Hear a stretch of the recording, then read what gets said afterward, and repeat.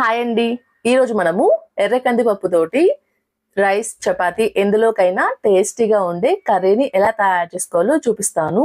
ముందుగా స్టవ్ మీద ఒక ప్యాన్ పెట్టుకొని ఇందులో 3 టేబుల్ స్పూన్ ఆయిల్ని హీట్ చేసుకోవాలి. ఆయిల్ హీట్ అయిన తర్వాత 1 టేబుల్ స్పూన్ జీలకర్ర, కొన్ని వెల్లుల్లిపాయ రెబ్బల్ని కట్ చేసుకొని వేసుకుంటున్నాను. ఇందులోని కొన్ని కరివేపాకు రెబ్బలను కూడా వేసుకొని మొత్తాన్ని కలిసే విధంగా కలుపుతూ 1 నిమిషం పాటు ఫ్రై చేసుకోవాలి. ఇవి కొంచెం ఫ్రై అయిన తర్వాత ఇప్పుడు ఇందులో సన్నగా తరిగిన ఉల్లిపాయ ముక్కలు, 2 పచ్చిమిర్చిని కట్ చేసుకొని వేసుకుంటున్నాను. ఇందులోని ఒక పావు టేబుల్ స్పూన్ ఇంగువ వేసుకుంటున్నాను. ఇంగువ వేసుకోవడం వల్ల ఫ్లేవర్ బాగుంటుంది.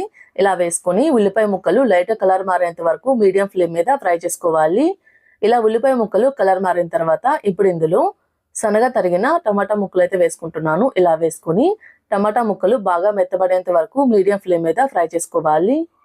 ఇలా కలుపుతూ మీడియం ఫ్లేమ్ మీద టమాటా ముక్కలు బాగా మెత్తబడేంత వరకు ఫ్రై చేసుకోవాలి. ఇలా ఫ్రై అయిన తర్వాత ఇప్పుడు ఇందులో 1 టేబుల్ స్పూన్ ధనియాల పౌడర్, మీ టేస్ట్ సరిపడినంత సాల్టు, ఇందులోనే ఒక పావు టేబుల్ స్పూన్ పసుపు, 1 టేబుల్ స్పూన్ కారం అయితే వేసుకుంటున్నాను. ఇలా వేసుకొని వీటి మొత్తాన్ని కలిసే విధంగా కలుపుతూ మీడియం ఫ్లేమ్ మీద మరొక 2 నిమిషాల పాటు ఫ్రై చేసుకోవాలి. ఇలా ఫ్రై చేసుకున్న తర్వాత ఇప్పుడు ఇందులో అరగంట పాటు నానబెట్టుకున్న 1 గ్లాస్ ఎర్ర కందిపప్పుని శుభ్రంగా కడిగి ఇందులో అయితే వేసుకుంటున్నాను. ఇలా వేసుకొని మొత్తాన్ని కలిసే విధంగా ఓసారి కలుపుకోవాలి.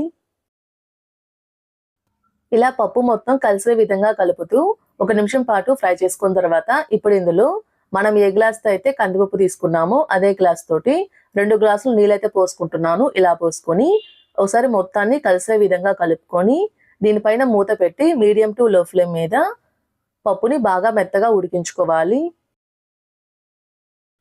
ఇలా మూత పెట్టి కూరని ఉడికించుకునేటప్పుడు మధ్య మధ్యలో కలుపుతూ ఉడికించుకోవాలి. చూసారు కదండి, ఆల్మోస్ట్ కూర అయితే ఉడికిపోయింది. మరొక 2 నిమిషాల పాటు ఉడికించుకుంటే సరిపోతుంది. దీనిపైన మూత పెట్టి మరొక 2 నిమిషాల పాటు మీడియం ఫ్లేమ్ మీద ఉడికించుకుంటే కూర అయితే మంచిగా ఉడుకుతుంది.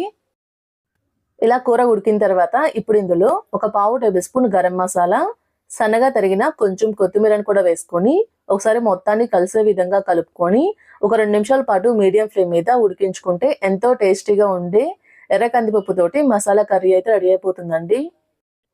ఈ కర్రీ అయితే రైస్, చపాతీ ఎందులోకైనా టేస్ట్ అయితే చాలా బాగుంటుంది. మీరు కూడా ట్రై చేసి ఎలా వచ్చిందో నాకు కామెంట్ చేయండి.